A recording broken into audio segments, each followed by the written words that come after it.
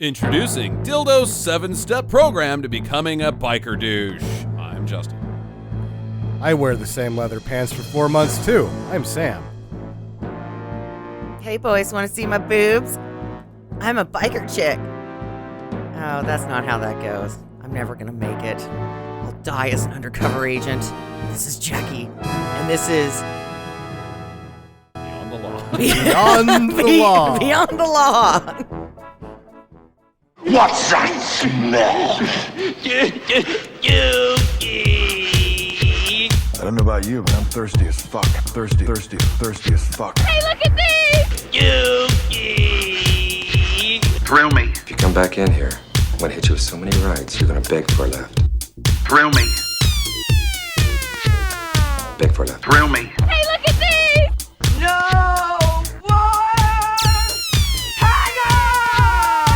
It stinks.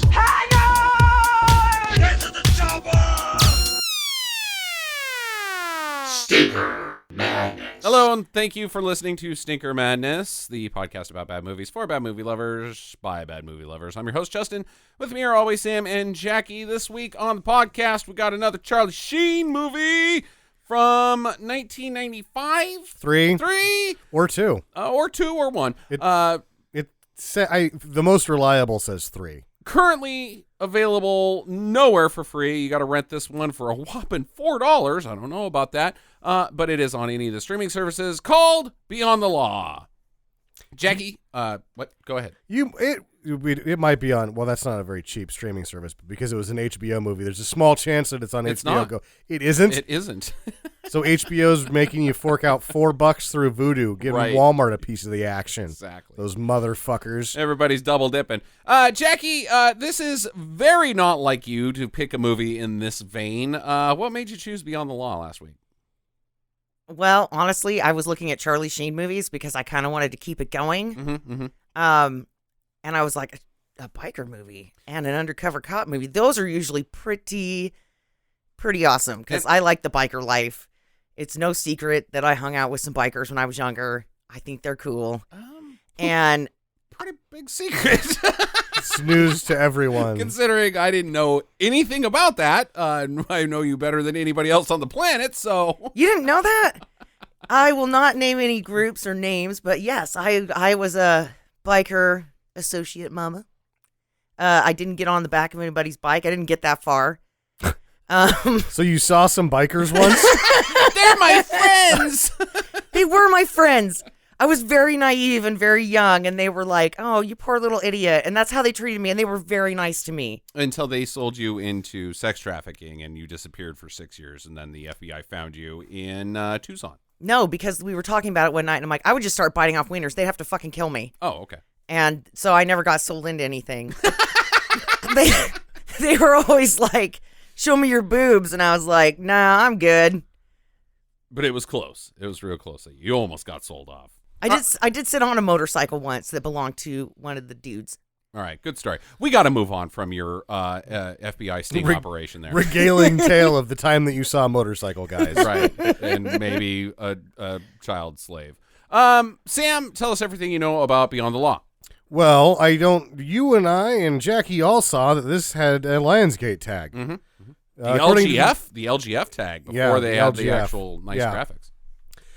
According to the internet, they didn't exist until 97, so the internet needs to get its shit together. Right. Yeah, because in 93, they were pumping out this horse shit. Mm-hmm. Was it horseshit? Yeah. Okay. Also, it's like, I wanted to see... HBO apparently was pumping out movies right from the get-go. And they made Stalin right out of the gate with Robert Duvall. Mm-hmm. So they were making good movies from their inception. What happened here?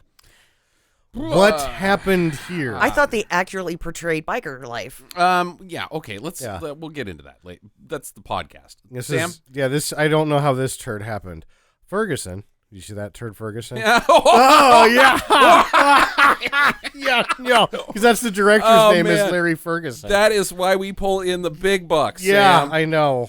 We were able to pay for this movie our rental fee. That's how good we are because of jokes like that. Jokes like that. Larry Ferguson saw a Playboy long form article about this guy's sting operation and decided to write this movie. Lionsgate is the production company. HBO picks it up. You will remember him possibly as he wrote Highlander, Beverly Hills Cop 2, Red October. Then he does this and directs another movie that looks like a Western that I wanted to get a hold of because it looks like it's probably going to be as bad as this one and probably a lot of fun. All right. Then goes back to writing, but at that point he's damaged goods, so he does Maximum Risk with Van Damme and Henstridge. That wasn't any good. No. And then the Rollerball remake. Oh yeah. Oh man, that's one of those. That was his swan song. Future episode of Sneaker Madness, if I believe. He may have just inadvertently gotten the nickname. He may go on tomorrow, and it may say, or Tuesday after this airs, and his Wikipedia article may say Larry Turd Ferguson. Sam's like, I'm putting it in my cell phone as a date for tonight when I get home. I can do it. I don't do the fake Wikipedia thing. Only because I can't figure it out. Otherwise, I would. Also, as far as when is Charlie Sheen, when is Chaz sort of out of the limelight? Not yet. Not yet. This is still sort of in his prime. He's going to do The Chase after this. I mean, Three Musketeers was after this, technically. And Major League 2. Right. Then... not so good. And you know what? I actually think, and I've been doing this for years, I think I pinpoint the end of Chaz Sheen as Butts and Seats guy at the 1996 movie The Arrival. Yeah, nobody showed up for that. And it wasn't like, some of these guys or gals that, like, when they quit being a draw, one or two other studios will, like, try to pump out another turd on an off block. It was like The Arrival happened, and then everyone was out on Shane. Right. Isn't that the one where he's basically J. Jonah Jameson's son goes to space, comes back with something? I can't remember how it goes, but the Moonstone, and he becomes a werewolf and has to fight Spider-Man. There's some aliens that come down and he fights them, I think. Okay, all right. But so he's basically Jeremy Renner from The Other Arrival. Where Jeremy Renner gets the flamethrower and starts just fucking dusting aliens in The Arrival. No, he didn't do that. Oh, I must have dropped that. It's more like Contact with some goofiness and crap. Okay. Maybe I'm thinking of The Astronaut's Wife. The Astronaut's Wife, yeah, with John Depp. John Depp, yeah. They're the same guy, though, so you can they see are not. Okay, I thought they were. John Depp does not have the AIDS. Oh, I was not even going to bring that up. I was trying to you were be... too. That's why I cut it off, because it was the least offensive AIDS joke that could be made. Right. I made it during the movie, so I didn't have to say it. He doesn't have AIDS. He's got HIV. So okay, well, you're a dickhead. He's on his way. No, you cannot get AIDS now. We live in the future. Really? Yeah. Yeah, dude. You can have HIV for like 60 years. Huh? Yeah, and not get AIDS. Yeah, we're good, well, man. You can have AIDS forever. Look at Magic Johnson. Right? Yeah, that too. Yeah. No, we're good. We're good. That's the least AIDS of our is totally funny now. You know what's more of a problem than AIDS? Old chicken. You can get yeah, that bacteria. Old chicken's a real bad deal. You don't want to get old chicken, but AIDS, Oh, fuck you, Ronald Reagan, you son of a bitch. Yeah. I'll never forgive you. Many people died because of you. Many Bothans. What else you got, Sam? Any numbers? So HBO, right? Yeah. So they don't make anything off of it. Right. But they apparently spent somewhere in between $18 and $20 million on this fucking thing in 1993, which is a lot. Or 92. There's some pretty big set pieces, like lots of extras, lots of permits probably were required for this thing. It looks like a Hollywood movie. It's just shit. Yeah. Like it is. It makes me want to sort of thumb through the HBO films list and see how many other times they stumbled. Besides the the late night movies. Well, they don't make those. We're all directed by Jim Wynorski. I thought those are purchased. And we've already seen all of them because we were impressionable young men in the early 90s that would have, maybe watched some late night HBO once in a while. Yeah. I'm just saying. I thought HBO had Red Shoe Diaries. Yeah. Yeah. I thought that was Showtime. That was Showtime. So Vagina Monologues was Showtime. The Vagina Monologues isn't at all what you're talking about. The one with Duchovny, where he's like... That's the Red Shoe Diaries. Oh, shit. The Vagina Monologues is the play. Oh, okay. It was really good. Talking and about uplifting. ladies' bits. Yeah, I thought it was just Duchovny in front of a camera and being like, I like vaginas. No, he talked to his fucking dog. Do you like vaginas? Yeah. Bark, bark. And it was like, there weren't even diaries. It was like people would mail him these letters and he's like, hey, boy. And then he'd like walk down a pier and he'd read a fuck letter to a dog. And you were supposed to watch it and jack off, but it was too boring. You couldn't even do that. Fuck you, Showtime. You know, like, if we ever run out of bad movies, because we're getting pretty deep into this, there's so much bad TV that we could cover. And there's still there's millions of bad movies. Right. Okay, anything else, Sam? That's really about the size of it. Jackie. What about Rip Torn? Oh, yeah. Yeah, Rip Torn's awesome. Torn's here. There you go. Oh, but is this 5 minutes? Did he ever really make it famous? Or Rip Torn, of Rip course. Torn, Rip Torn. But why is he in this turd then? Well, because he was. See, the thing. This is a thin time for him. He's a working man. Sure. He'll take all of the jobs. I mean, fucking Beastmaster, right? He was great in that movie. Makes is the best. But yeah, he'll do anything. Odd that he would be reunited a couple years later with Linda Fiorentino in Men in Black. Right, that's true. And that's probably her biggest movie. I would say so. Yeah. What's her deal? Do we like what? She was hot for a little while, and now she's pretty pretty much good off. here, or is this? Or is she like? Why isn't she a bigger deal, or is think this the she's- top of the heap for her? Men in Black is as good as it got for her. Yeah, but she's like 5th down on the cast list, right? This is pretty. She's pretty big fit deal. down. Yeah. She had the movie called Liberty Stands Still that I watched that I fell asleep during, and Oh. it's like she had main billing in that, and it was awful. Okay. All right. We also should mention the real star of the program, Leon Rippey, who played Virgil. Virgil. Oh yeah, absolutely. Virgil is by far and away the best guy. Yeah, Leon Rippey is fucking awesome. Yeah, he was. And didn't great. you say Asahi Guy was in this? No, Asahi Guy is not in this. I lied. Oh, He should have been. damn. Of course, Yeah. he should be in everything. 1917 Academy Award nominee starring Asahi Guy. Asahi Guy. Little Women starring Asahi Asahi Guy. You're right. What are you talking about? Asahi shirt. All right, so I'm going to kind of set up a lot of things in this film and skip a couple of individual scenes so that they get flushed out. But let's define the character that Charlie Sheen plays in this film. He's a guy, he's a cop named Dan Saxon. Dan Saxon. I guess I should have mentioned that this is based on a true story about. Well, really you did sort of the Playboy article. Playboy article, yeah. It's a He's sort of the prototype for undercover cops now. I don't know about that, dude. I looked this guy up and I didn't find a single fucking article, but I found a lot of Wikipedia pages about tough cops that go undercover dating way back. Like anybody that says that, oh, you got to make a movie about this guy because he's an undercover cop who got a little too close to the edge. You think this guy's the first fucking guy that got a little too close to the edge when he's, I mean, come on, dude. 1978, whatever this is, when he was in operation. No, dude, cops have been getting too close to the edge since they invented cops and edges. Yeah, and edges. I did think that first caveman that was like, I'm taking the law into my own hands. I mean, he got it was a little close there, touch and go there for moments. I will say that when he tried to infiltrate the pterodactyl gang, that was probably his worst move. Bert the caveman undercover cop. Yeah. Yeah, it didn't take them long when they flew off to discover that he was not a pterodactyl. Not even a baby pterodactyl. I'm taking you down, ugh. But I do remember reading an article, and it wasn't in a Playboy magazine, when I was in my early 20s, about somebody who did go undercover and they did a bunch of drugs and it really fucked them up. It's really too bad that you didn't give me a chance right there because you said, I did read this article in Playboy, and it wasn't for the reading. Oh, God damn it. Now I fucked up. It wasn't for the articles? Yeah, right. Damn it. Making sure that my body was proportioned properly. Because your biker bitch thing. Yeah, I got to make sure. Yeah, I got to make sure my vagina looks okay.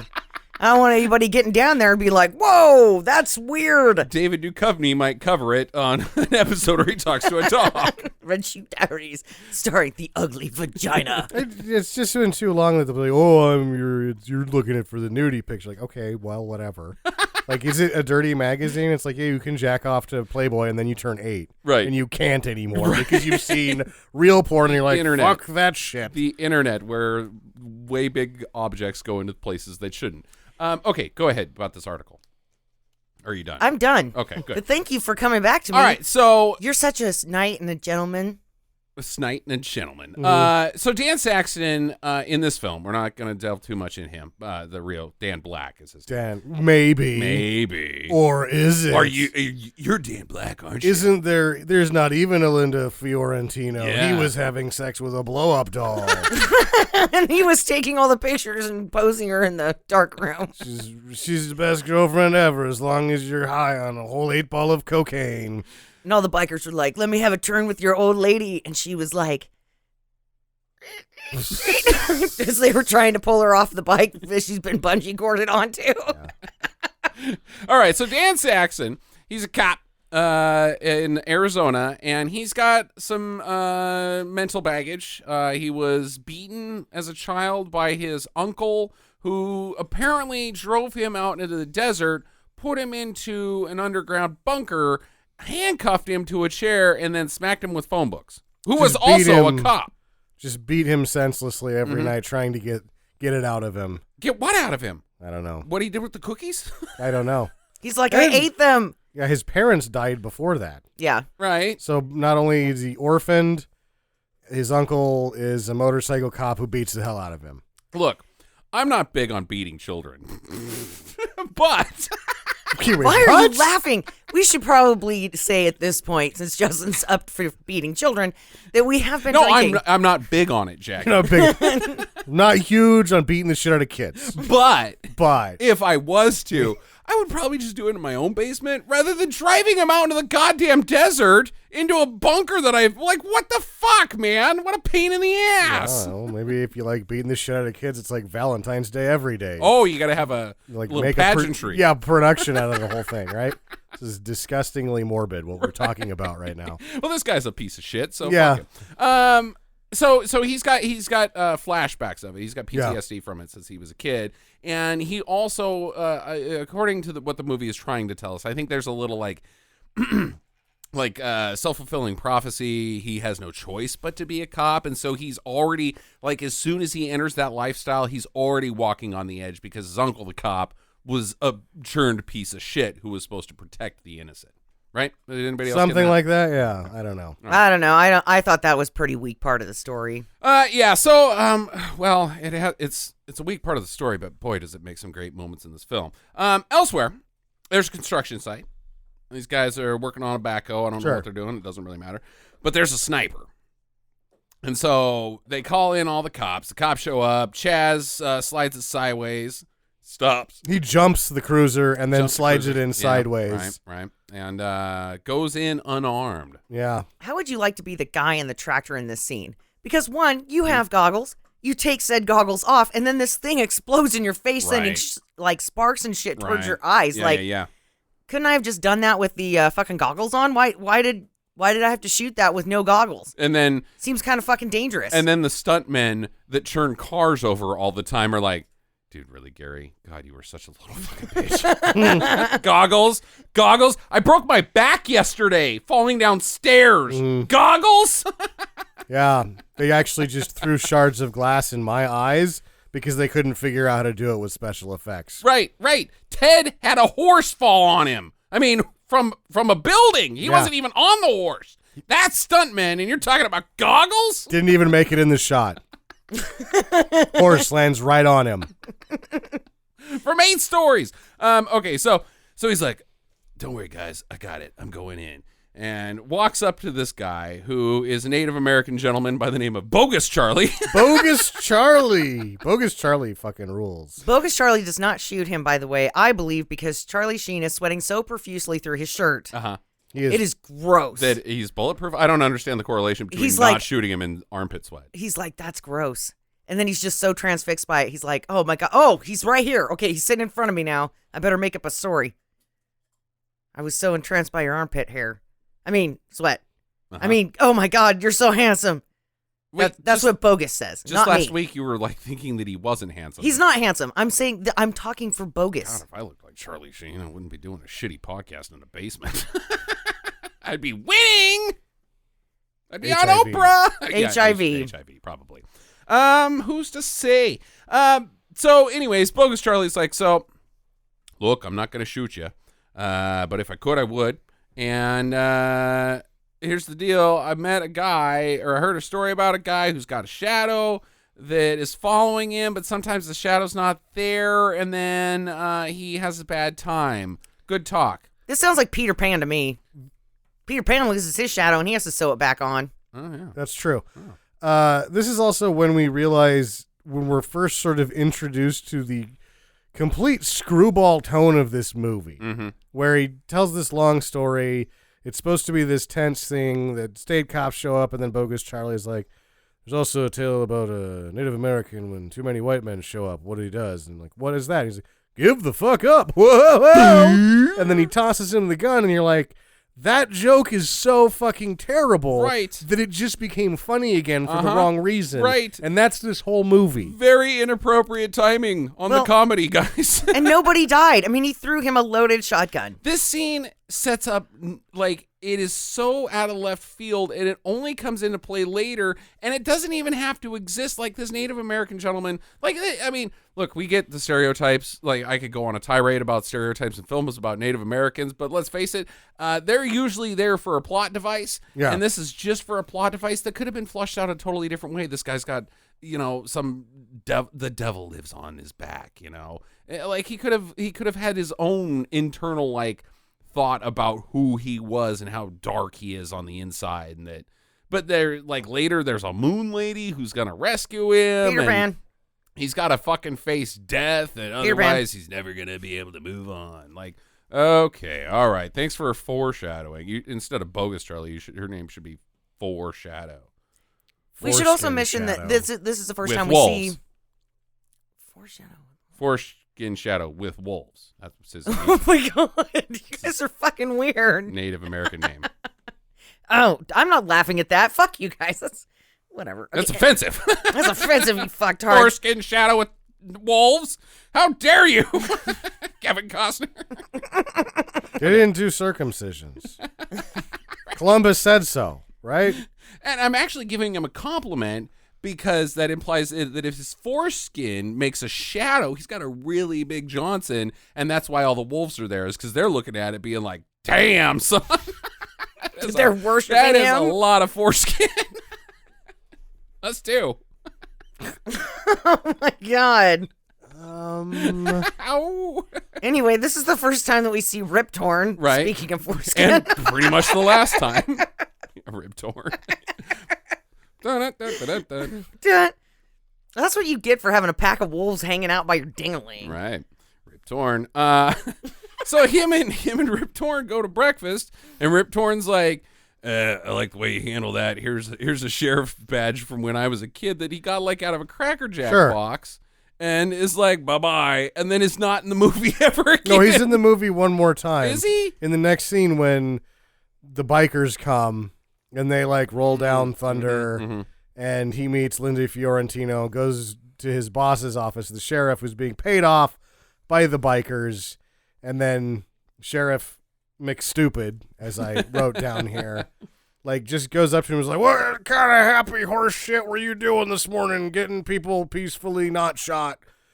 And then they fight, and he gets fired. Right. And Rip Torn says, don't do that. And then you don't see him ever again. Right. And the sheriff's like, oh, yeah, well, I'm going to fire you, Rip Torn. And Rip Torn's like, I'll be going home then. Like, and he's still like, oh, don't do that. Actually, he was like, do whatever you're going to do. And I just got fired from the movie. 2 weeks from retirement. I need that pension. Yeah. Gold watch.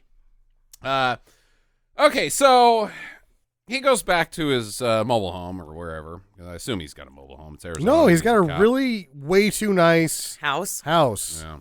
Yeah. And it seems pretty big for one person. And all he has is a turtle that's been... This fucking This turtle. poor turtle Jesus. doesn't... It's in its smallest fishbowl ever. Right. And it's like in a jar. It's not even a fishbowl. I think that there was like one of those mason screws on the top of it for like keeping your quarters in and shit. No, that's a dollar store bowl. I've seen one before. Right. Yeah. Yeah. Dude, total dick move. he has boxes, but it apparently all he really owns is a turtle and a picture of himself as a boy. He had a bed back there somewhere. What I thought was great was that the turtle's bowl was completely splashed up on all the sides. So it looked like the turtle had been trying to escape, but really couldn't get a foothold on that glass. No, that turtle is trying to get the fuck out of there. They don't like that. That's mean. The Attorney General's special prosecutor comes by. He's like, so here's the deal. I like the way you handle your bullshit. I want you to work for us as an undercover cop and be busting some drugs and stuff. What do you think?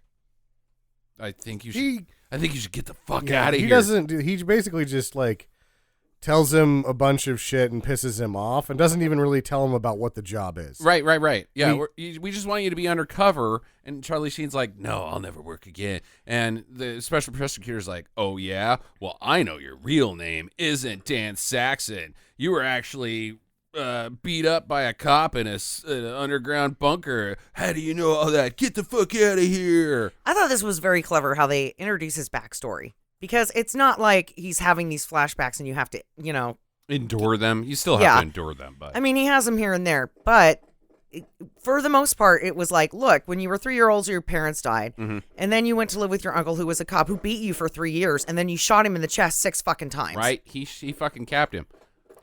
Yep. So that's done. But he's like, get the fuck out of here. And then I'm not working for you or anybody unless there's a jump cut for 10 minutes later, and then I'm totally in. Because that's exactly what fucking happens. Get the fuck out. And he closes the door, and the next scene, they're out in the desert having a secret meeting. So you're like, deal. Deal. There's a lot of... There's a bunch of weird forward cuts in this thing.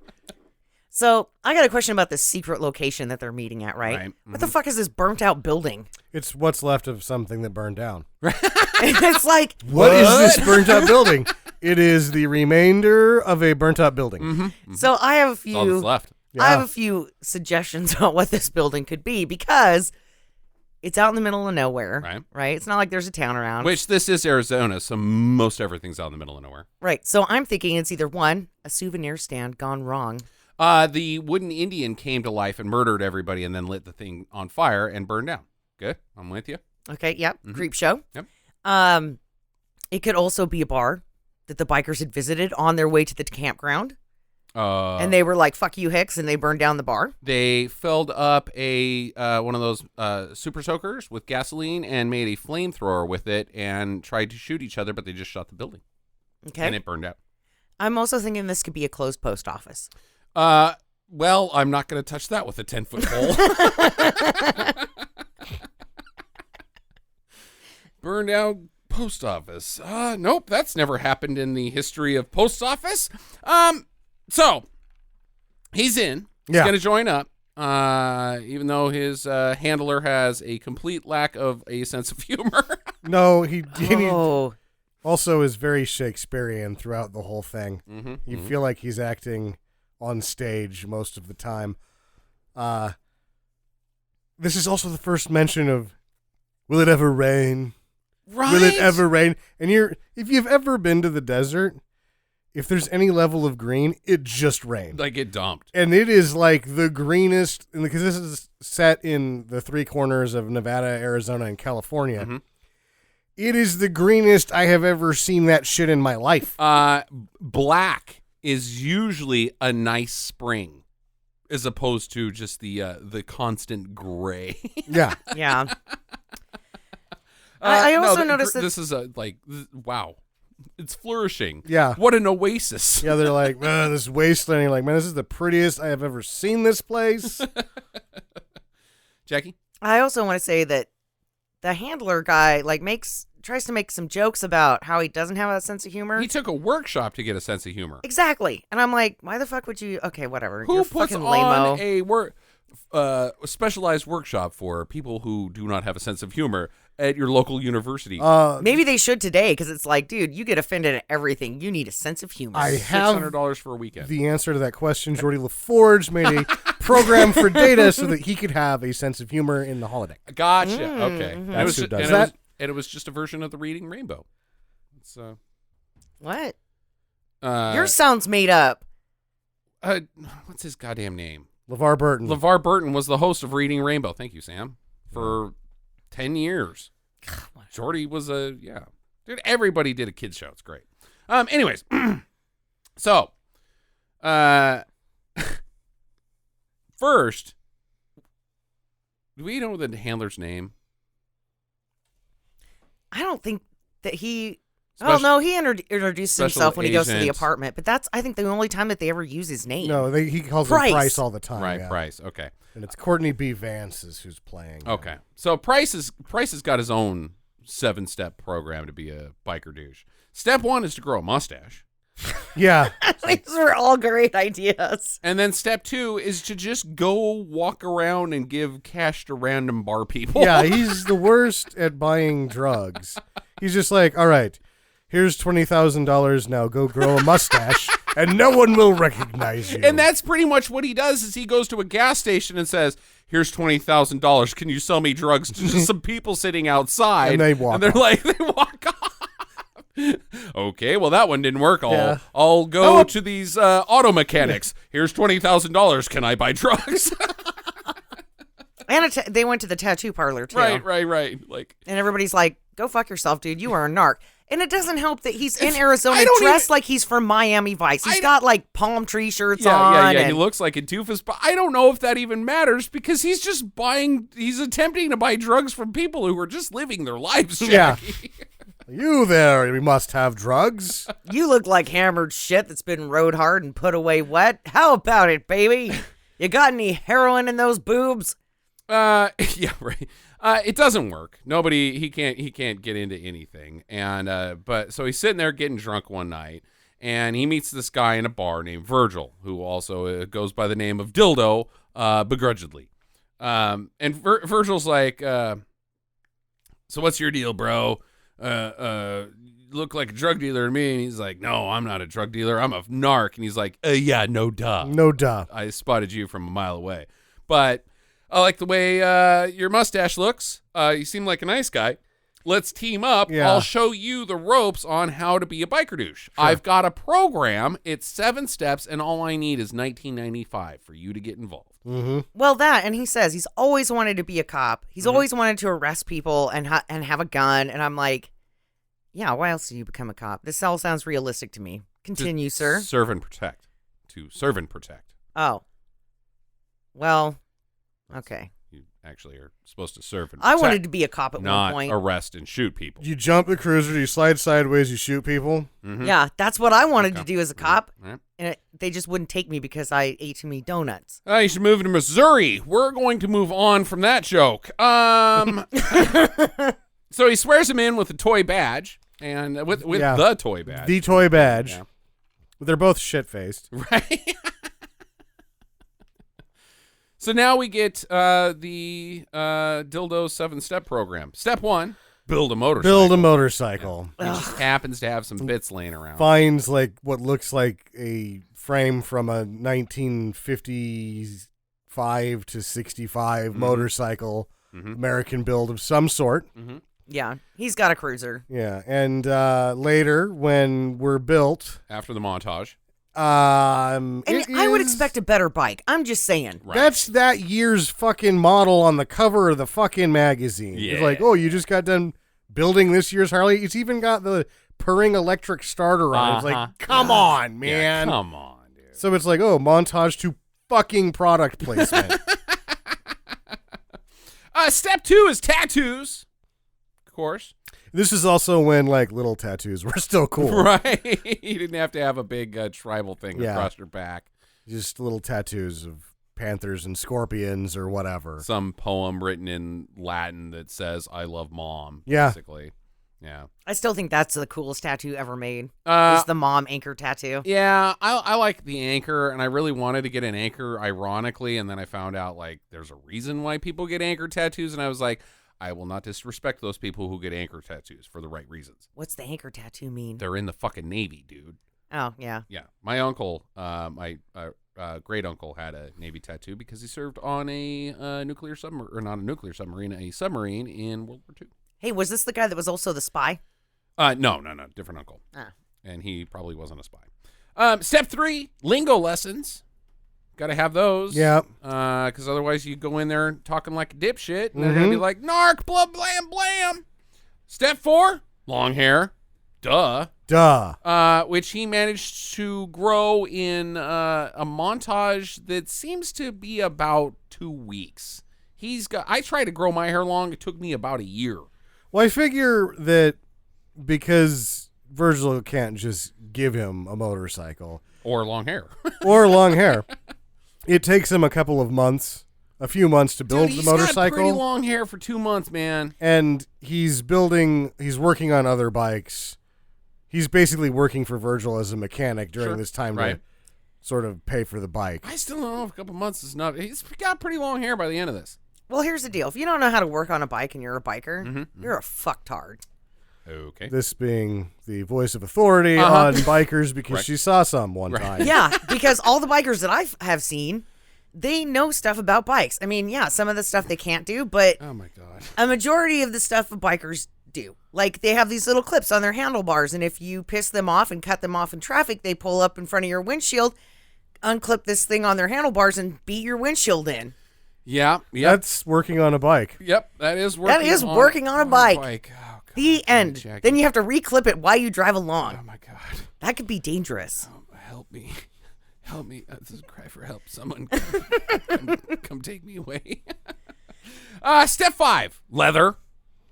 Step I don't know 5, that this was unnecessary. wear the same pants doesn't take for these 2 pants years. off. Leather 2 years. pants? It's apparently very important because he can't take them off. Dude, all the other bikers have like black jeans on and or blue jeans. They're not wearing leather pants. Leather pants are expensive. And gross. Yeah, I mean, could you imagine what the butt crack on those smell like? Even if you're fucking Raquel Welch in leather pants, it's like, nope, no. I mean, maybe you're into it. Maybe What? you really gross? You're into gross? Like some Then people just get really pooed like. on. Just like- sit under a coffee table while a lady takes a shit on top of it and you look at her butt. Why do do you that. even have the coffee table? Right? Have the poop land right no, on you. Do that before wearing leather pants. Leather pants are the grossest. End of story. Well, sometimes BO smells okay. No, it doesn't. Crotch BO? It never smells okay. Ever. Ugh. Okay. Step 6. Colors and a nickname. He gets the Cleveland Pythons. Is the his Pythons colors. from Cleveland, because nobody goes that far, I guess. Yeah, nobody has ever heard of Cleveland. Yeah, they're like, Cleveland. Cleveland, what a dump. I'm not going there. I heard it rocks. And then Bad he's football. got like an official letter from his handler. Right. It stands for something. Special Investigations Division? Yeah, and so he's like, this is my biker name, Sid. Sid. Okay. And the other guy goes straight to like, what, you mean like Sydney? No, like fucking Sid Vicious, dude. God, it wasn't that long ago. Criminy. No, like Sid Caesar? I mean, Sydney. He's like, don't we want a tough biker name like Oatmeal or Donut? Or Dildo. Yeah. And croissant's taken. I already know a biker named that. Crouton. Yeah, Yeah. Cruton. This Oh, is- do not fuck with Cruton. Do not fuck with Danish either. Guy's crazy. And then to cap it all off, the 7-step program ends with wear a piss jacket. Gotta pee on the jacket. You can't just get it dirty. Yeah, and why couldn't he just tell Charlie Sheen, hey, you need to pee on this so it gets gross? He takes it and he goes out and pisses on it. And Charlie Sheen's like, that's fucking disgusting. Dude, I have to wear that? Yeah, you got to wear a piss jacket. That's step 7 of the dildo 7-step program. Like, why not just piss on your clothes? I piss on your clothes and you wear them. And you gave me $20 to do this. And this is the only way it works? No, I'm sure it would work other ways, but we've already gone this far. Step 7. No. If you look, I don't again, like, so the leather pants are gross. But the thing about leather pants is you don't have to smell the BO until the leather pants come off, because BO's not soaking through leather. But a denim jacket with piss all over it, you're gonna fucking reek, dude. That's you why he can't come never- into our biker gang. You smell like piss. That's Yeah. why he always has to ride with no girl behind him. Right. Nobody wants to be his bitch. They're like, nope, that guy smells like pee. Like, just dump some vodka on it. Oh yeah, now you're a biker. Like rub Oil, maybe. oil, or maybe like some like the remnants of a fire, like you just got ashes on it or something because you're always around a campfire. Like, but piss? Piss. No, that's what bums smell like. No, the line between bums and bikers, I understand, can blur, but bums only smell like piss. Bikers can smell like other things. Oil and grease and Sometimes dirt. they smell really nice. From a distance, because that one time you saw them. Yeah. They smelled great when I saw them from across the street. They were my best friends. Fuck you guys. Sometimes they smell very nice. Like they have proper places to bathe. You're mixing up bikers and people that have motorcycles, Jackie, where you used to work. So, yeah, no, not the same thing. No, these people were in a gang. I don't think they were. And then they said, don't call it gang, we're a club. Are you talking about the movie Wild Hogs? Is that where this is coming from? With Tim Allen? They weren't real bikers. Oh, yeah, that's right. Shut up, Sam. John I'm Travolta cool. was in that movie. I saw that. You're right. It's not a gang. Fine. Okay. All right. So he's ready. Except Ready for what? I'm already lost again. He's done being a biker douche. He can infiltrate the gang, except for Virgil's got to put him through the test. Make sure he passes the 7-step program Of crazy. being a biker douche. So he steals a Cadillac and then is like, "Oh yeah, Dan, blam blam," and shoots out his car's windows. And Dan's like, "Argh," and shoots out Virgil's. I guess too much, because Virgil seems to be like, "Holy shit, that was too intense." Well, I think this is part of the act. Oh. And then he's like, I'm so scared. I'm scared of you because you're crazy enough now. Hey, let's go to a wedding. Yeah. And you're like, what? Again with this screwball business. I never went to a biker wedding. I imagine it probably would have been pretty cool, though. I bet not. Yeah, probably A not. lot of naked people and a lot of booze. Again, That doesn't sound nice to me. that does not sound like I've seen the pictures from Sturgis. I'm good on the topless bikers. So they ride out to the biker gang camp where they're having this wedding, which is a pretty scenic location. I don't know why the cops just don't bust them, because they've got many illegal weapons just there at a wedding, and dynamite, and they seem to be being very careless with all of it. Drugs, Yeah. booze, all of it. Hey, we'll never find these guys and bust them. Bonfire without a permit. I mean, Drive in there and bust them. yeah. So there's the photographers there. Linda Fiorentino. Her name is Renee. Let's call her Renee for the rest of the podcast. I'm going to call her Red Flag. yeah, red flag. We'll start getting there in a minute when we have to talk to her. She's making a like a coffee table book about biker gangs, I Sure. guess, for the LA Times. She's a writer or something, is what Virgil says, and then Charlie Sheen turns to him and goes, "With the camera." Yeah, she's really jotting think- it down there, buddy. Yeah, look at her write with that camera. She's writing 1,000 words at a time. Well, and later it is revealed that she has paid the gang leader, the motorcycle gang leader, $5,000 to follow them around and take pictures. Okay, all right. And the bikers leader gang guy, Blood, played by James Marsden. Blood's James girlfriend Marsden. says he's going to be the Michael. most famous. James Marsden, totally different guy. Michael Madsen. Michael Madsen. God, I wish James Marsden had been in this instead. He would have been like 12. I know. And I'm the guy. it's still awesome. Yeah. Jackie. Anyway, he's going to be the most famous biker in the world. Okay. I guess there's like a championship of that or something. Like, how do you crown him? It's like over the top. oh, okay. Yeah. Yeah. Right. You don't want to win in an arm wrestling match. You want to have your face on a coffee book. And if you win, you get pre-soiled leather pants. They've been worn by someone of your size for at least 4 years with never being washed. Now, you don't get a piss jacket because you don't give those away. You create them. Yeah. Yeah. So just take your jacket outside and piss on it. And hey, now you're done. That's what I was going to do. I'm going to do that tomorrow. Why not? I'm a biker. Vroom, vroom. Vroom, vroom. PPP. Oh, my safety jacket smells like piss now. All right. So he meets a guy named Oatmeal, who is... That's a tough biker name. Oatmeal? Yeah. He's like introduced to us like he's a tough guy at Yeah. first. And then he's a total fucking douche the whole movie. They should have just called him Fat Fuck. Yeah. Like Or McDonald. Cowardly Bill. I still don't even know how you get the nickname Oatmeal. Because it's not like oatmeal is fattening. And No. It's just like, and he doesn't look like he likes, maybe he likes oatmeal, but it doesn't Nobody really likes oatmeal. And that's why he's oatmeal. Oh, I gotcha.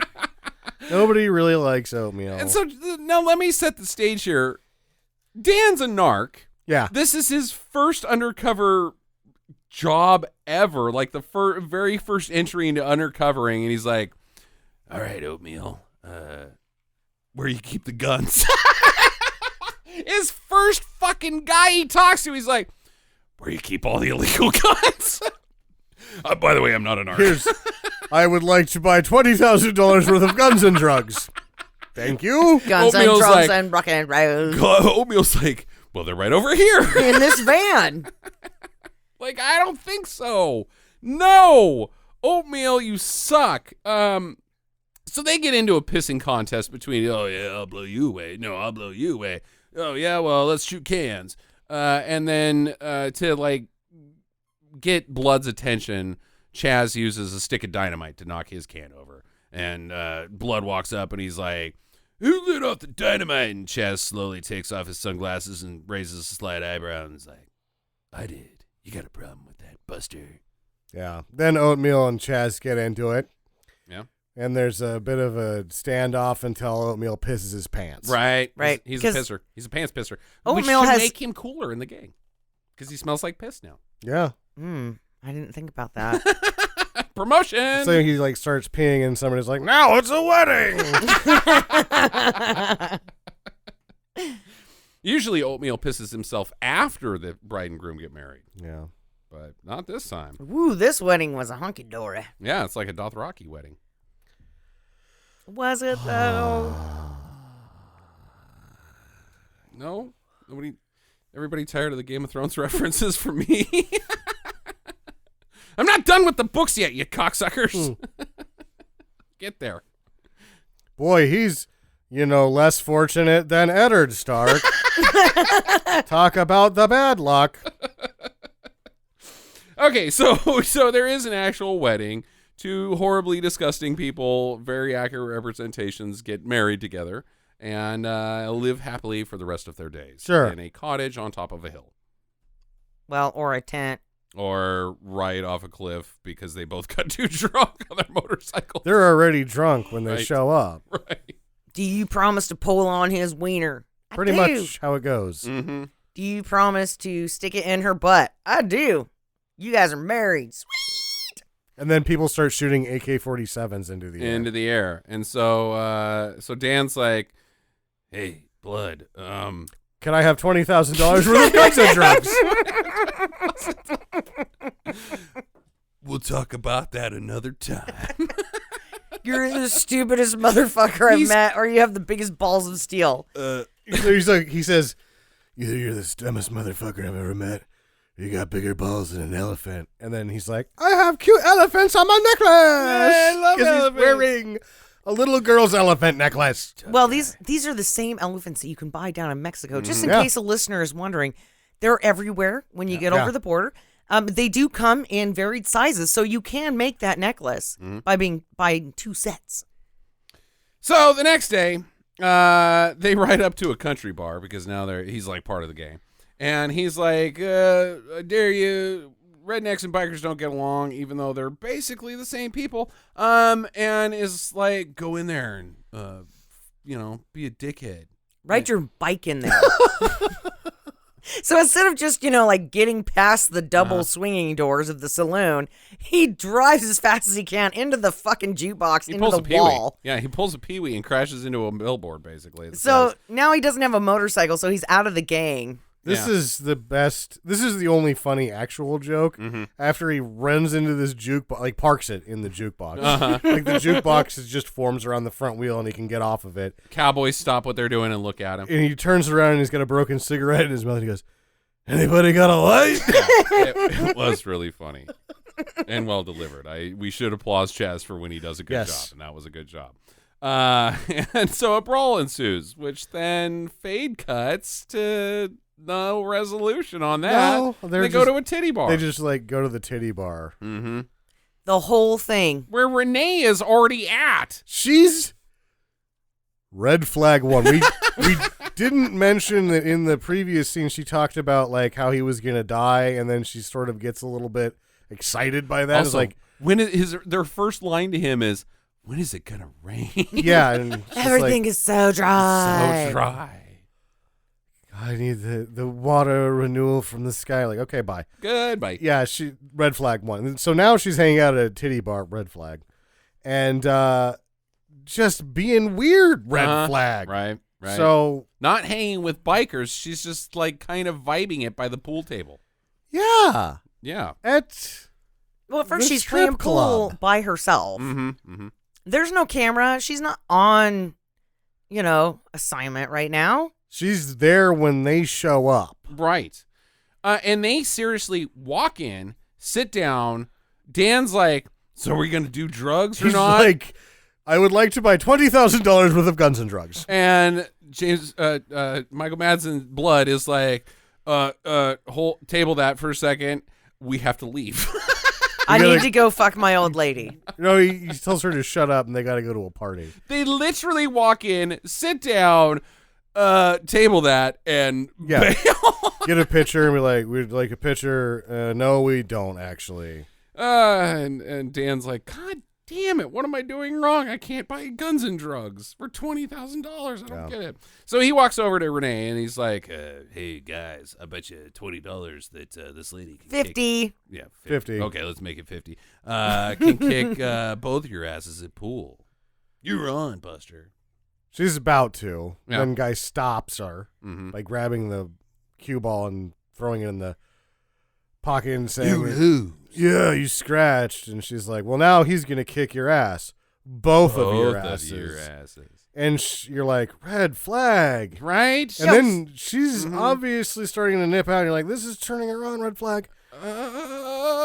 And then he's doing a decent job, but he gets in a chokehold, and Yeah. he's like, assist, and she fucking whacks a guy with a pool cue harder than Jackie Chan whacks guys with pool cues, and is like, Yeah, wrestlers watch this footage on how to make the chair look convincing. I think I'm convinced she broke that man's skull open. Yeah, and then she's just like, oh, and she has this look on her face that is like, "I just gushed my panties. You need to fuck me right now." And you're like, "Red Now flag!" do me. So they go back to her house, and she's got a bunch of pictures of Indians, Oh, it's so weird. and she starts talking about them, and you're like, "Red flag!" And a bedroom that it seems to be right in her living room. Let me put. No matter how hot she is, this is a tip for the gentleman, the single gentleman out there. No matter how hot she is, no matter how educated she is, and really smart and above, like she's way out of your league.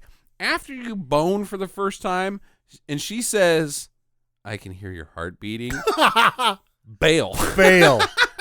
Because you know what she's really listening to?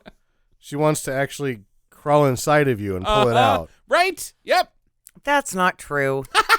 She wants to wait till you go to sleep, chloroform your ass, and then put a pillow over your face and be like, "I don't know what happened to him. He just died in my bed after sex." And then his heart fell out, and I ate it. One time when I was 20, I met a young lady and may have partaken and in a park. And so... Oh my God, you had Yeah. sex with transients, dude. Oh, totally. Like, well, no, she wasn't. She had a home, but... But you didn't. The other ones. Yeah, the other guy. Yeah. The other guy. Anyway, so she was like, "If grass could be any color, what would you like it to be?" And I was like, "I gotta go." Like, "I've never seen a blue duck either. Bye." Back-to-back blue ducks. It was the weirdest thing anybody's ever said to me in my life, and I left. Yeah, that's weird. That is weird. If grass could be any color, what color would you make it? Green. Yeah. There was, in her defense, though, there was some shit going around in magazines at the time that was like, "Hey, ask them what their favorite color is. Pretend to be interested." And I'm like, yeah, no. Favorite color is what you ask a fucking kid when they're 8. Blue. Not a grown-ass man that has just got drunk, puked, and then nailed a lady in a park. You're the guy. You're Jacob Busey from Tomcats. You boned. Well, actually, no. He She boned boned chicks me that while are, yeah, I no, was puking. she's Jacob Busey. She bones dudes that are puking. Wow. Yeah. So, anyways, okay. So, yeah, it was very weird, and I left. She's got to go pick up her kid, which isn't the problem, but he's like, well, I want to stay. And then which she's like, is a very movie trope, you know. Like, yeah, but the wanna fact meet her. that she turns on it like, okay, that's fine. You're like, okay, red flag again. What's her name? Mary Beth. How old is she? 6? 6, 6, 6, 6, 6. He Yeah. hears over and over in his mind, losing his shit. The pictures of the Native Americans are now talking to him, and he's like, "Brr," and she's like, okay, stay there. I'm gonna go get my kid. He's like, Which is "Brr." not the weirdest thing that happens in this sequence.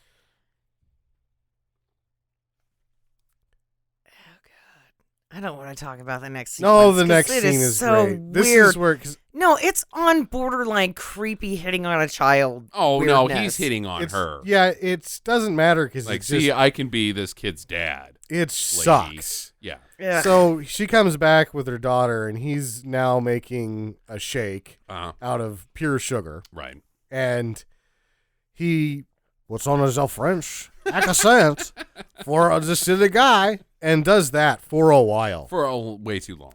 And you're like, when I just watched this a couple months ago with a friend of the program, Roman. Roman was writhing around the entire time he awful. was doing this. It's awful. Yeah, and It's not okay. it's not okay. Like, all of the red flags that she just threw off, he was like, watch this shit. I see a red flag, and I raise you a purple one. Yeah, I'm just going to shoot a bazooka into an exploding firework of red flags out of my ass.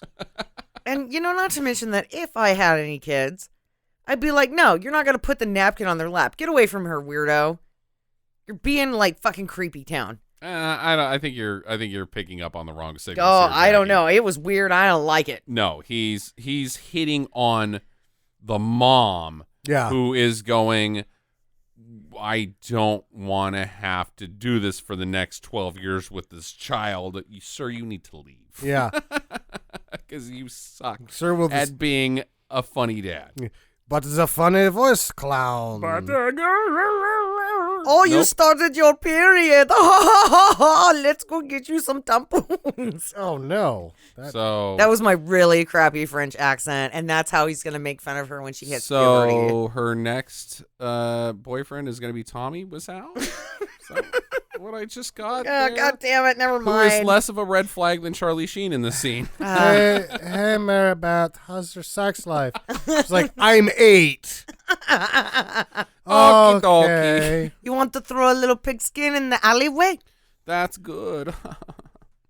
So we get a dating, biking, gun selling, drug selling montage, and he's doing good. Everything's going well with Sting, and the cops are happy, and the girlfriend's happy, and the kid's happy, and he's happy. Once you've rode your bike into a redneck bar, you can just go up to anybody and go, I would like $20,000 worth of guns and drugs. Thank you. Well, you've done that one thing, so here you go. Hey, success! If I'd only done that from the beginning of this movie, and with those people outside of the gas station, they could have gotten me the drugs. So Blood wants to have a chat with him about sponsoring him to be a jackal, and he's like, no, I can't do that because loyalties and blah, blah, blah. I like the way he handled this in the writing, but I'm going to move on. And he meets with the handler, and he's like, so they want me to join the jackals. And the handler's like, you can't do that. The initiation's killing 2 guys. Or no, committing 2 felonies. You can't do that. And here's where in the movie I call bullshit. You can do that. Dude, felonies are pretty wishy-washy. There's some pretty, hurting anybody felonies that you can totally do. Copying videotapes. Hitting a mailbox. Hitting a mailbox. With a baseball bat. Folding a penny in half. Opening someone else's mail. You could do that. You could start an LLC and then file or have 2 bank accounts and then transfer money from your LLC bank account directly to your personal account without any sort of accounting. Oh, yeah. Embezzlement. That's a tough one there. Art thief. Art thief. Littering. No, that's not a felony. Okay, fine. Littering an airplane into the dumpster filled with people. Oh, the dumpster's full of people? No, the airplane is. litter an airplane into Well, if the it's that dumpster. movie Airplane with Snoop Dogg, fine, go ahead. Yeah, it's Snoop Dogg's an airplane. Yeah, he's in a movie with an airplane, and they're all wearing Okay. purple, and he's like, yo, motherfucker, what you up? We on a plane, and you so fucked up. I got 2 stories on this plane. And then that old lady walks up and says, "Hold on, sir. Don't worry. I speak jive." And then has a conversation with Snoop Dogg. Yeah, that airplane movie. That's not him. Yeah. It's a different guy. Are you sure? Oh my god. And then Kareem kicks a guy in the chest and leaves a foot imprint right on that airplane. Yeah. It's all the same movie, Sam. So I've been drinking. yeah, me too. We gotta move on. Okay. So he's like, "Don't do that. Instead, there's a big rally coming up. I'm gonna send in another guy, another FBI guy, to back you up on the Python, so that there's multiple Pythons, so that there's Python representation at the big rally." And they'll be like, "Oh, yeah, the Pythons are real game." And Chaz is like, "Hell no, man. That guy's going to get killed. He's going to be a little dipshit. No, this guy's got lots of experience. And the FBI, they're always on the up and up." We've been working with the ATF, too. What could go wrong? Have never screwed up one time in infiltrating cults. Hey, they've never done that. Never had Yeah. a problem. Never had a problem. Not one time. Hey, guess what? Step 1, don't use a bike that you've confiscated from a famous biker. Mm-hmm. Step 2, get into one of those battering ram tanks and go straight at the building that contains the explosives. Wait, no, they don't screw up, right? Yeah. Okay, that's not step 2. But then why do they keep going to step 2 every time? Step Underpants. That guy in that fucking battering ram tank, Yeah. I swear to God. Rally day comes. The cops are following them right on their tails. Yeah, Like, they're Oh, they just don't notice. Hey, let's see. And then they're like yelling, "We're here to see how our undercover guy is doing. Uh-huh. How is he doing? He's not doing good." I think some of them even had their lights on. Yeah. Like, No, what the they're like fuck? 30 feet away. Right. And they pull over to a gas station where an altercation immediately ensues because one guy recognizes the FBI guy's bike and is like, "No, that went into the fucking FBI impound 2 months ago. I know that bike." And so the FBI guy gets fingered immediately because the FBI fucked up And now Charlie Sheen has to save him by beating the by shit out of him. beating the shit out of him. Yeah, he really does a number on this guy, which probably saves his life. It does. It saves does. his life. But then they start mixing in shots of his getting beaten, and he's really going ham on this guy. Mm-hmm. Oh, Yeah. you mean with the phone book from his uncle? Yeah. And ends up spitting on his handler when the handler's like, "Hey, break it up. And he's like, "Fuck you, pig." Yeah, he puts on a show, and everybody loves him. Is it a show? Yeah, he's trying Is to get it a this guy show? back over to where the police can technically pick his ass up. He's Because trying if he to doesn't, do that? yes, if he doesn't push this fight in that direction, He- they will swarm this guy and he- fucking kill him. He does do that, but is he trying? I think he is. to do that, or has he already gone over the Are edge? the lines blurred? Well, I think that he's wanted to spit in the guy's face the whole time. I did. I totally did. He was like, "This is really just icing on my cake." Yeah, he's right got here." very good spit in that guy's face resistance. He Yeah. held out there for a long A time. long I time. would have lost it like 3 scenes ago. Well, considering the guy's like, look, I don't care about your fucking personal safety because the director of the FBI called me personally. Mhm. Me! Oh my God, get your ass back out there and risk your life for I can make this bust so that, you know what, maybe he'll invite me there. I would have spit in his face when he said he went to a workshop for not having a sense of humor. That's my line. No, that's when you actually pull a rubber chicken out of your back pocket and just whack him as hard as you can with it. Oh, yeah? And see if he laughs then. It's probably more of a stunned, astonished, disgusted type thing. Was that near your ass? That is Yeah, like- fucking unsanitary. And then he's just staring up at you blankly like, "What the fuck?" And you're holding the rubber chicken and you go, "Everybody else thought that was funny." Watch me choke this chicken right in front of you. All right. So, some guy sells them some heroin, and he's like, "Hey, can I get a ride? Also, I like the way you beat the shit out of that cop. Can I get a ride back into town?" And Chaz is like, "Sure." So him and Virgil give him a ride, but the guy in the back starts shooting up and is like, hey, anybody else want a hit of this shit? And he's like, no, I'm driving. Like, that's the worst idea. That's worse than handing me like a fucking a fifth of Daniels and drink like H. You can't drive and do H. That's fucking insane. Well, it would help if Dildo would not have been like, you can't do that back there. Like, dude, fucking mind your business and shut the fuck up. Even in a movie, he caused the situation. He does. Like, even in a movie, like, I don't care if some guy that I'm going to arrest later or maybe shoots up. I don't. Go ahead, knock yourself out, bro. I'm probably going to kill you at the end of this movie.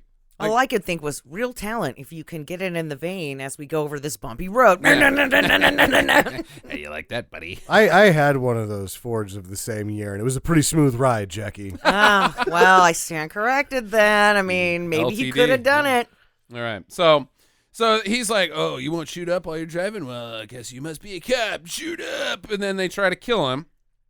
But they get pulled over by a cop who's like, hands on the air, motherfuckers. And Charlie Sheen. He does it. He goes, quit it. He gets out and goes, quit it.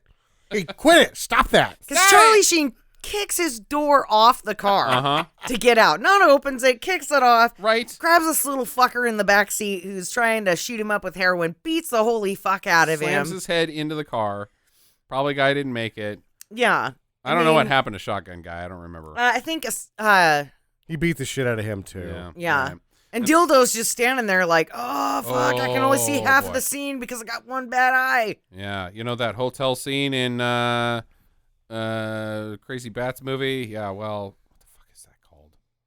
Fear and Loathing in Las Vegas? Well, this shit's gone too far. Yep. And the cop's like, hold it, Buster. And Charlie Sheen's like, you hold it. Why don't you shoot me, and then I'll shoot you, and then I'll shoot you again, and then I'll shoot you again, and then I'll shoot you again. And the guy does the right thing. He just backs the fuck up and gets in his car. I will go home to my wife and children. That's a good call. It's like, face. Well, you did quit it after you beat those men to death, so I'm going to let you off with a warning.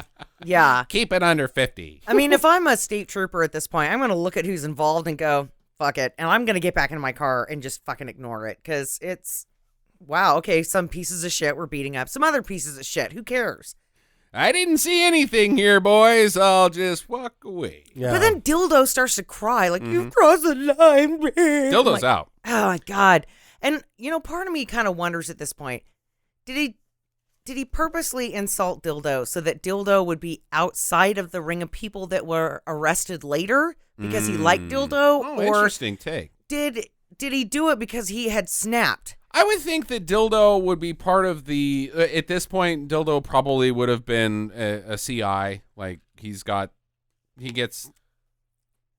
just an asset. Yeah, he's an asset. He doesn't have any, like, he would go to prison like anybody else. He wouldn't. I think he might wouldn't. Get, if he testifies, he can get protection that way. Yeah, yeah, I think he's a CI. I don't think he's, I think he's part of the whole case at this point, like, by paperwork standards. Either way, they have a nice parting. Like, he's like, this is getting too fucking crazy, I'm out. And he's like, that's cool. And then he, see you later, Dildo. More and like, he smiles. That's cool, Dildo.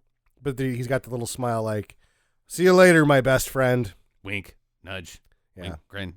Bury these two assholes while you're out here. Yeah, take care of this mess for me. Take care of this mess. It's like, oh, I love burying dead folks. That's I'm going to pick through their pockets first, though, to see if they have any more money. Yeah.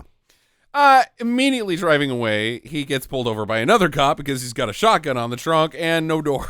Yeah.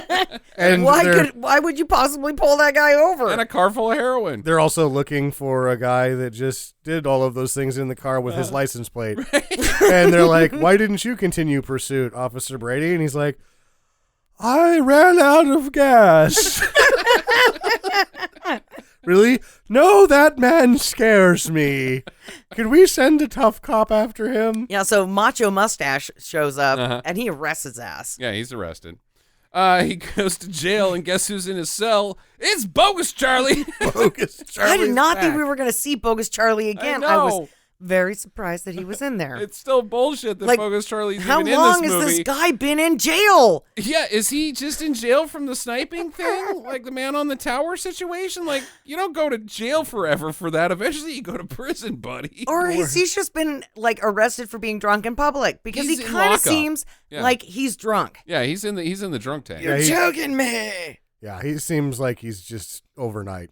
And Dan's like, tell me the rest of that story about the shadow guy. And he's like, I guess he like gets remembered. Oh yeah, he meets up with the moon lady, and the moon lady saves him because she shows him his shadow. Yeah, she puts his shadow back on. Yeah, she throws it back on, and then he has to face death, and then he is alive again. And then he's reborn into bird form, flaming bird form, and flies into the sky. I think that's a flaming phoenix. Okay. I don't think there was anything about a bird. But, if I was going to be anything on reincarnation, I think I'd want to be bird shit just once. So that way I could really ruin some asshole's day. Not a living thing. I could be a bug that goes through somebody's digestive system, but I want a bird that shits like a big shit that gets on somebody's window and it's like almost blinds them. They almost run into somebody else. Also, I'm not going to any members of the Apache tribe that may be listening. I'm going to probably make a guess and say, I don't think they believed in reincarnation, Jackie, in the same way I'm not saying talking about. No, you're totally misunderstanding me. I'm talking about reincarnation as a general thing that like Buddhists believe and I was talking about. But you just got reincarnated into poop. Right. Yeah. Like, no, I'm a bug that gets eaten. While we were talking about a Native American man's story. Yeah, I'm not really following that whole logic. Okay. I've been drinking. Yeah. All right. But I will say that I was at the museum the other day. And which one? The Boise Museum. The Museum of Toilet Paper. The Museum of History. Okay. And they have this really neat thing that you can go in and watch in the movie theater. And it tells about all the different tribes in Idaho. And they talk about how they believe like the sun and all that stuff. It was really cool. How they believe the sun and all that stuff. Yeah, man. I'm kind of drunk. But they have all their like little stories and they have like cartoons and it was really cool. And I just want to say that I am not trying to disrespect him. And I'm afraid you have failed. Yes. Oh, God damn it. I'm not trying to be rude or disrespectful. I think it's beautiful. And you're like, I don't want to slip on a banana peel. I will dive on a field of banana peels and slide through them like it's a slip and slide. Into a jukebox in a hick bar. I'm so sorry. I'm just going to be quiet now. Yep, I think we should get through the rest of this movie without Jackie speaking. Okay, I'll try to be quiet, but no guarantees. So now he meets up with his handler. I guess he got bailed out of jail, and he's like, "You've gone too far, Buster." And Chaz is like, "No, I got to take them all down. But get me out. I'm done with this shit." And Price is like 2 more weeks because I need to be. You made it 20 seconds. Oh no! God damn it! Sorry, I just was excited about this part. Yeah, he's like, I might get to go to Washington. That's DC, Buster. He's such a fucking asshole. Yeah, he is an asshole. Mm-hmm. He's like, you got to get me out or I'm going to break. Well, you've already gone too far. And so you got to stay in because we're almost there. And Blood wants him to join to the Jackals. And he still says no. And he's like, all right, well, how about I point the shotgun at you and then pull the trigger? Click. Oh, there's no bullets in there. Because that's what I do to all of my friends. Wow, man, that's a good one. Let's go to the bar. Let's go get drunk. Yeah. You're my bestie. And that fucking guy from the pool table shows up, and he's like, I'm going to fucking get that $50 out of you in blood. $50? That guy must be poor. I mean, I don't think you bring a knife for $50 in 1993. I mean... Or $50. $50. Sam, would you have knifed somebody in 1993 for $50? No. Because we've already established that you're poor. Especially not somebody that already kicked my ass. Right. And now has a guy who is clearly in charge of a biker gang standing right next to him. He's like, I'm getting out of here. And Michael Madsen just goes and gets a bat. Yeah. Fucking beats the shit out of him. Yeah, he hits one guy in the head hard enough that he probably didn't make it. I think that like there's a kong sound as the bat strikes that guy's like skull. that one went over the fence. Yeah, I think that man is they just left a corpse there. More evidence. In Renee, he's Dan's a little beat up and he goes to Renee's house and she's in the dark room and she's like, come here, look at this. It's that scene in The Omen where the priest has the spear stuck through him right here with you. Right here. Yeah. She's like, Omen. your shadow wasn't coming out very good, so I made you a new one with turning and dodging. Ordinarily a red flag, but he's like, wait a second, you're the moon lady. And she's like, I love it when you call me the moon lady. Ordinarily a red flag, but story pertinent. John Eagle's like, God, why didn't I get in this movie? I don't understand. So he goes to talk with Blood. He's like, Blood, we got to talk, dude. It's really important. And Blood's like, no, hold on. We're in the middle of something. I'm not paying for these Cheetos. They're in a convenience store. They're robbing a convenience store. I mean, come on. Dude, these guys are like kingpins of drugs and they're robbing convenience stores? And I think that they're actually doing it because if a felony is committed and 2 members see it, why Charlie Sheen is in the situation, then he can be initiated into the gang. So that's not him doing it. I think technically, though, Blood is trying to get Sid into the gang even then by having this situation take part, and the felony is committed. I understand. Even then, like, yeah, sure, there's not a big take from a convenience store, but even then, Jackie, you're leaving a trail of blood. You are leaving evidence, shell casings, not to mention the fucking security cameras. Like, this is like bad criminal 101. These guys are now you don't even need Charlie Sheen at this point. Dude. I don't know. This is early 90s. Not every place had security cameras. They did. I worked for places that said that they had security cameras, and then when you went and talked to security, they were like, no, those are just fake cameras so that it deters people from stealing. They didn't have necessarily DVRs that recorded, but CCTV was not yeah, it's not a wave of the future. They record over the tape the next day, so if you come in and you want footage from 2 weeks ago, they're like, we only got 2 tapes. Right. And this one's last night, and I just started recording over it. Can we see the one where your daughter was shot? Do you have that? Oh, well, she's still warm out there, so I think we can fire that one right up. Fire it up. Dude, you don't shoot up a convenience store. All right, it's just bad criminaling. Like, these guys would have never gotten to the Kingpin stage if they were making these kind of fucking mistakes along the way. Sure. But he loves Sid so much that he's willing to risk it. He needs Sid to be part of the group to feel whole. They do that mailbox damaging thing. Yeah. It just wasn't the same. Hey, buddy, open this. Guess what? That was someone else's mail. You're a felon. And we got away with it, too. Yeah. They'll never find us. You should sell this CD to that guy for $2. Right. That was a dub. You're a felon. We should call Columbia House and order a bunch of shit that we aren't gonna pay for. I'm more of an RCA guy.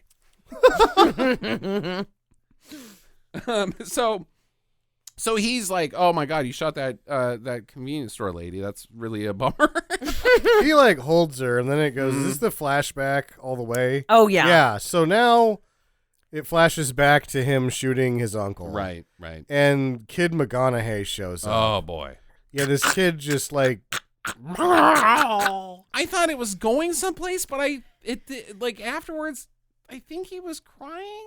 I can't tell. I think the kid couldn't let it out, so he carried it with him through adulthood. And then at that particular moment, with the convenience store clerk, when he finally raises his head and he's finally able to let that anguish out of his lungs, that he recorrects his course. He faces death and he reconnects his course. Boy, that child actor sure did stink, because I didn't get it either. That's what the kid actor did. I thought that the sound designer and the editor just didn't really know what to do here. And after they came up with this, the producers were like, well, it's not any worse than the rest of this thing. Right. Until this scene. Because they it's now takedown day. We're going to finally take them down, the whole gang. So they're having the cop briefing, all right, here's your job, Gary. Here's your job, Gary. You're going to take this guy, and here's you got the wall of photos behind the guy giving the briefing. Now, the man who set this all up, his name is Dan Saxon. Come on out here, Dan. Come on, Dan. Take a loop. Do a little bow and a churn, and then leave. Yeah, Get the fuck out of here. Fucking girlfriend is here. Like, right? This is like somewhat secretive, right? You can't be here. Well, what was fucked up is that, like, you know, you'd be surprised who he is. And he comes out and he's standing there and he's still this fucking biker, fucking ugly ass. Oh, that guy that saved my life? Yeah. Oh, yeah. I knew And he was a then cop immediately after he did that. the FBI guy who gets his ass kicked, right, that he has to save, stands up and starts the fucking slow clap. Goddamn Yeah. slow clap. And then the cop that he fucking was like, I'll shoot you.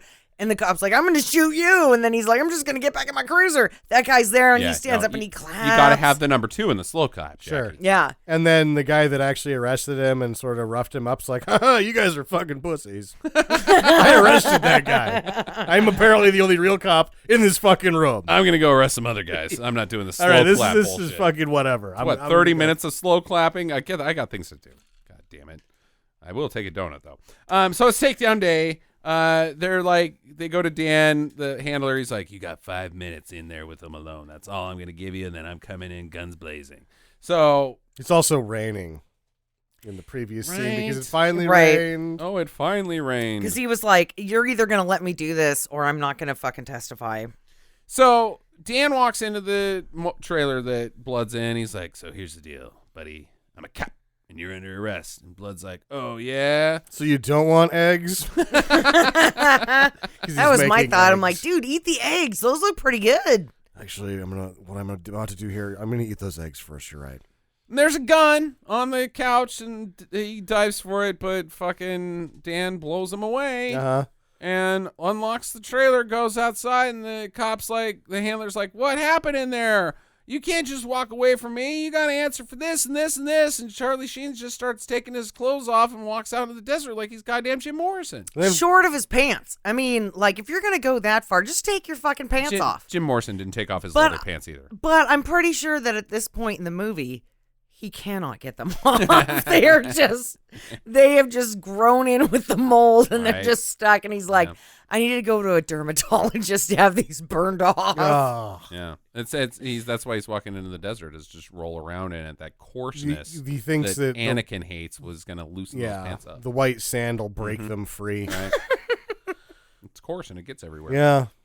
That's why I killed all those sand people. Mm-hmm.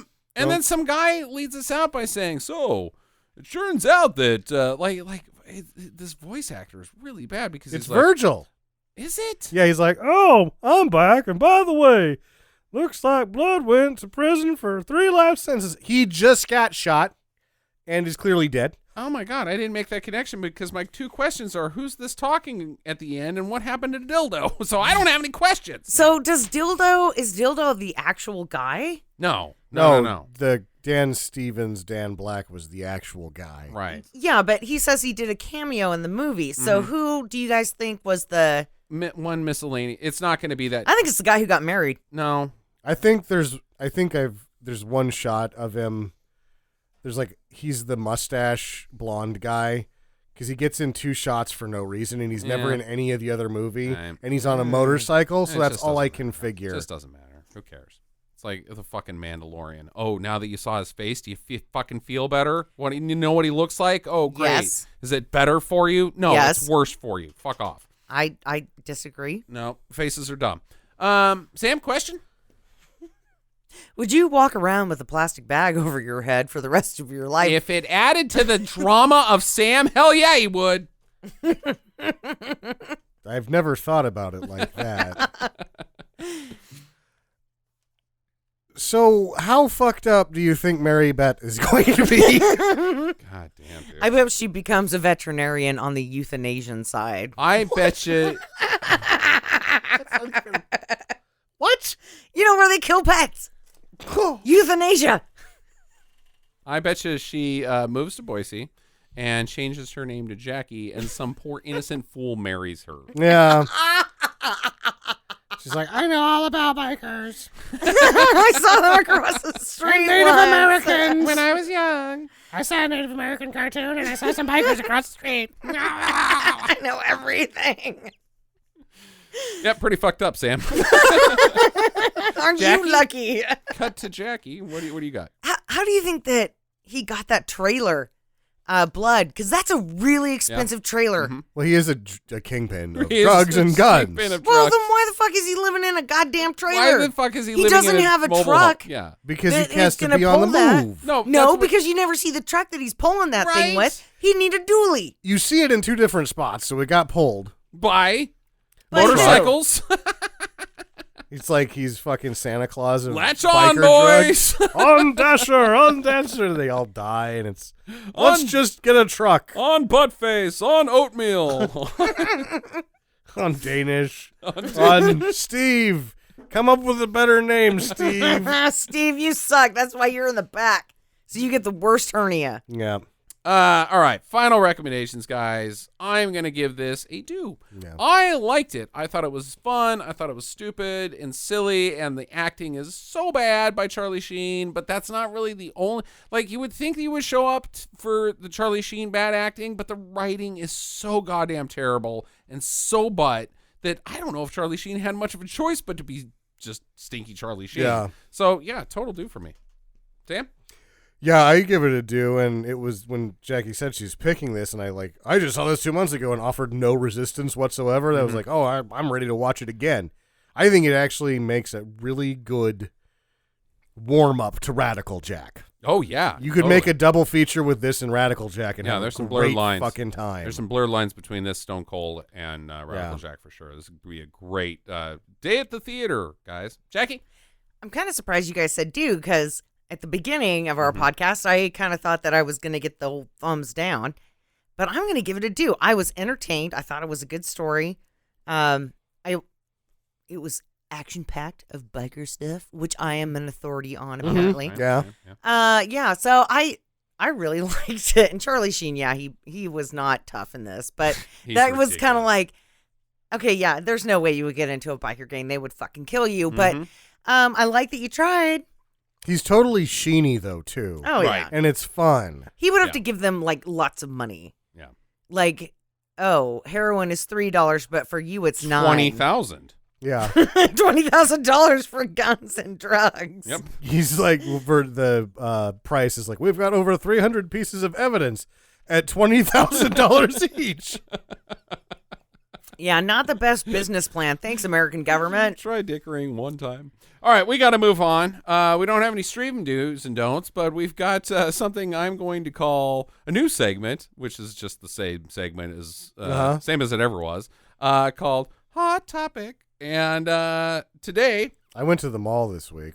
nice. Speaking of Hot Topic, I didn't see it. Yeah, okay, it's not a thing there anymore. I don't know. Yes, it is. It's right next Hey. to the Starbucks, my friend. Okay. Oh, All right. good. Let me get to this.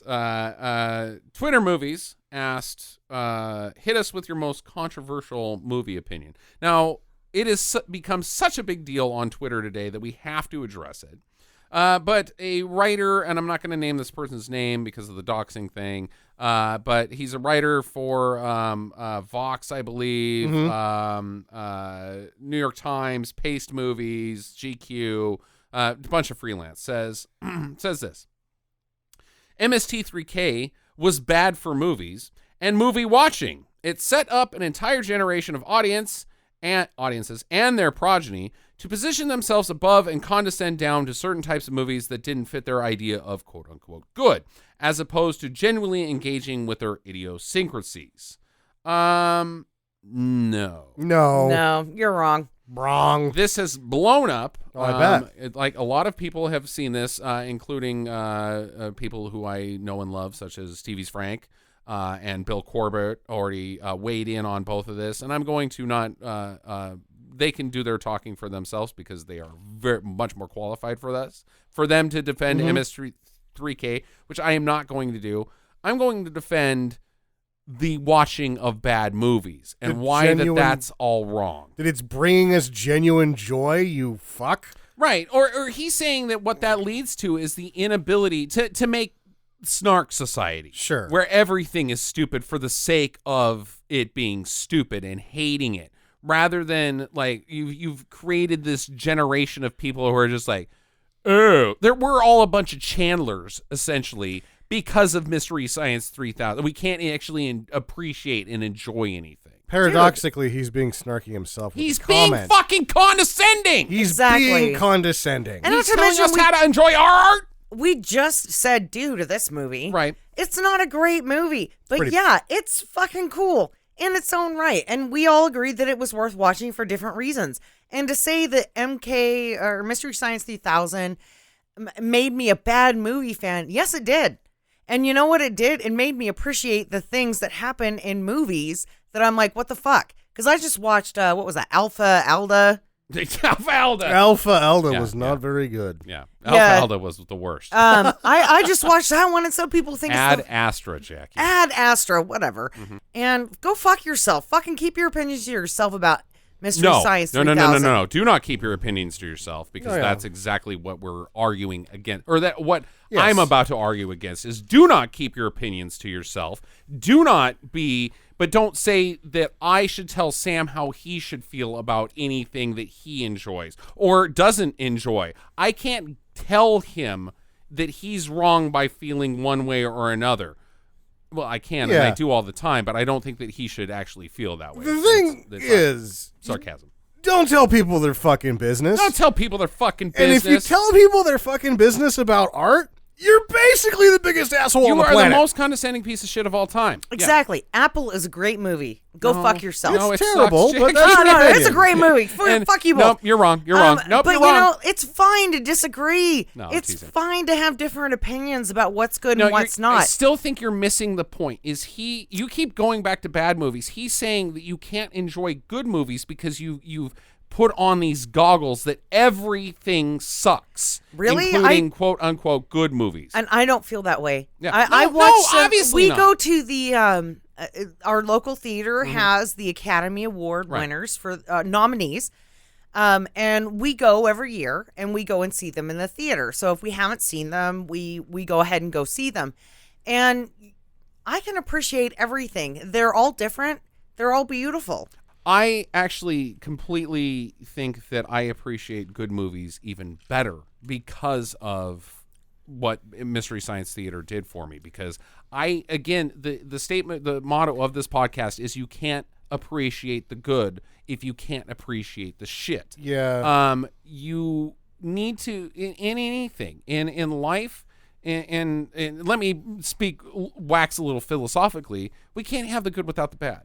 And if you can't appreciate that's the facts of life. if you can't take the good without the bad, and if you can't appreciate the bad, then you can't appreciate the good because you are blind to everything essentially at that point. So you're wrong, sir. I also would add like when I was studying film in college that people would always go, well, you'll never be able to enjoy them again. It's like, I loved them before and now I love them more. All right.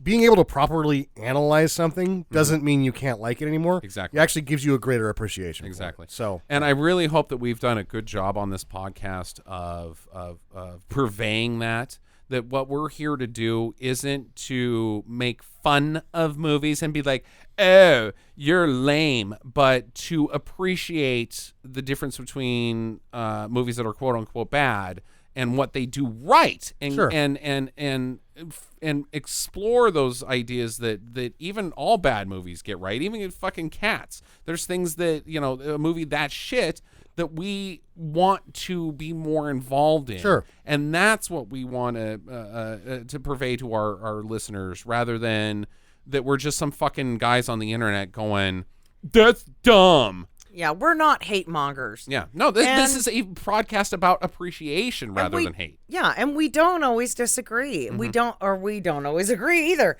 But you know, the thing is that we're bringing movies into people's lives. Mm-hmm. At least I am trying. Fuck you guys. The fucking hate podcast. Woo! I am trying to at least relive some movies from my childhood, relive some movies that maybe I've never even heard of, that, you know, are cult classics or something like that, that, you know, I want to watch. Yeah, to do you want to share? experience it. Yeah, you want to share. I'm not doing it for any other reason than that. So go fuck yourself, whatever dude that just sent in that comment on Twitter. I don't even remember your name because you're insignificant. Because I fuckface. never said it because I'm not that type of person. Oh, well, he's a fuckface. He is a fuckface. Sam, anything. final thoughts? Oh, yeah. Final thought on that would be that really anything that Fuckface. once it promotes a dialogue or discussion, then at a base level it's done its job. Whether it did it swimmingly or it finished the race upside down and on fire, we're still talking about it, right? And basically, to even though I said I wasn't going to, that's what J. Elvis Weinstein said. He was like, look, dude, 30 years later, I'm just glad that somebody's talking about this shit that I was involved with, whatever you think about it. That's fucking cool to me. Yeah, it is. I'm like, God damn it, J. Elvis Weinstein, you're one of my favorite people on the planet. That wraps up this podcast this week. Next episode is mine. I will be choosing Disney's 1979 movie, The Black Hole. With the late, great Robert Forrester, who we just recently lost. I have never seen this. Yeah, so check it out on Disney Plus, and then end your subscription to that because they're the villains. Have a good week. It's going to be a fucking nuts week. Be safe out there. Good luck to you, sirs and ma'ams. Good luck to you, sirs. Get to the shop. Visit us at www.stinkermadness.com. Follow Stinker Madness on Twitter at Stinker Madness. Please rate and review us on iTunes and Stitcher. Thank you for listening, and get to the chopper.